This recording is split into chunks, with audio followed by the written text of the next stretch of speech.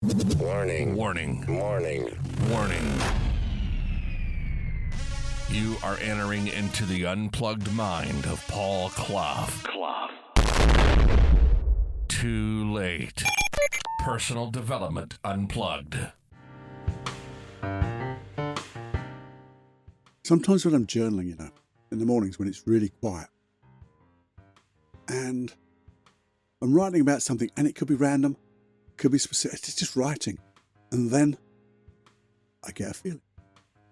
It's like a feeling in my tummy maybe, or feeling somewhere in my body. And it's not positive, it's not hugely negative, but I know it's not positive. And what is the thing you would do to that? Hey, Paul, Personal Development Unplugged, 5-minute muse about, do we push or do we? Well, think of another thing. Have you ever had this experience that you're just going about your day, just minding your own business, doing your stuff as you do that stuff, and randomly you get that funny feeling, just like before. You get that funny feeling and it's maybe just in your tummy. And does it feel, well, you know it's negative. You're not quite sure maybe whether it's a down feeling. Is it sad? Am I a little bit angry? A little bit guilty? I'm not sure what it is. Don't like it though. So, what's the impulse? Well, most people will just push it away. Or try to. Push it down. Push it away. Get away from it. And do you know what happens?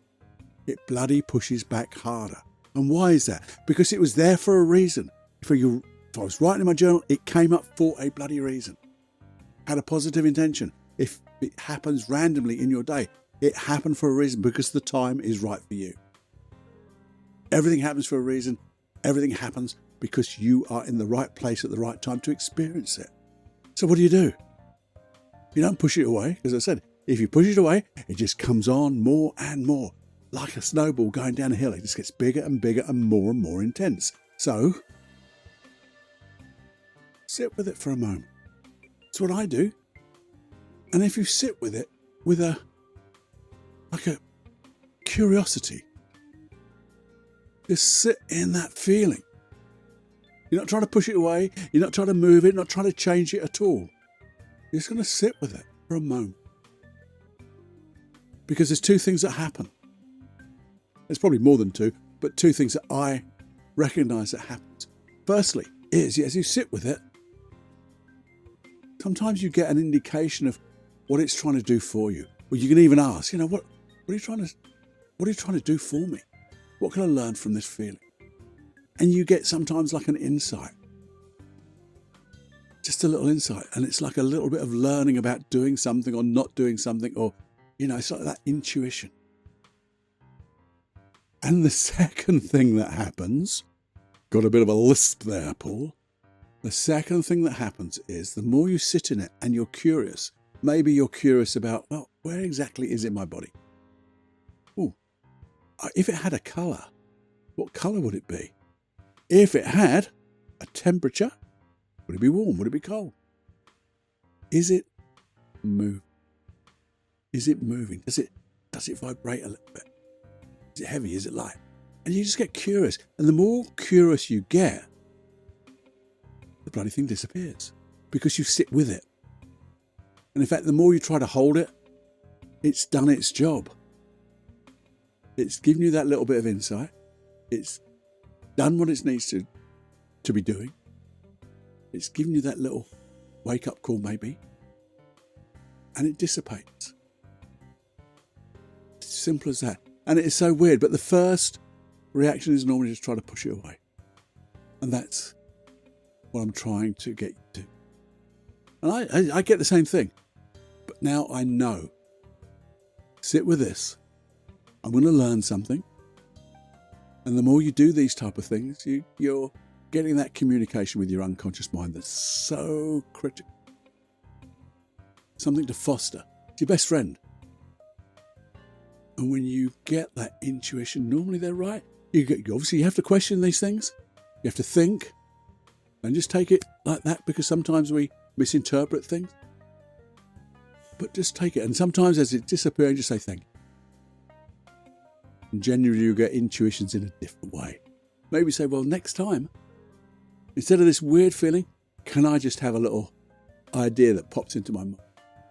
Or just a little something goes, a little internal voice that goes, remember this, do this. Or a picture or a movie. Something I can make a note of and act upon it.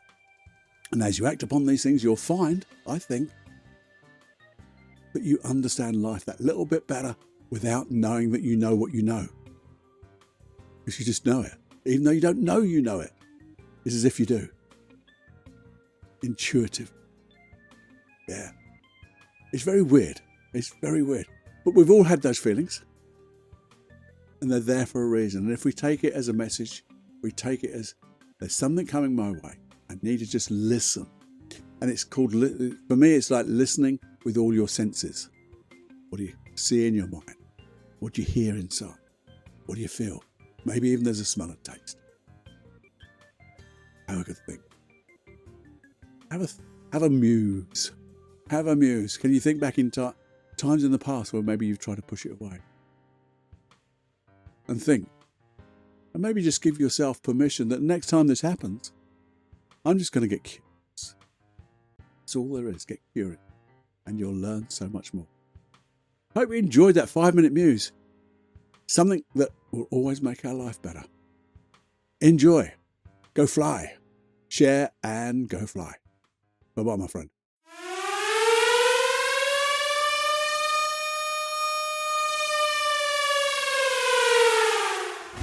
Warning, you are now leaving the unplugged mind of Paul Clough. It's time to fly on your own. Be brave, my friend. Personal Development Unplugged.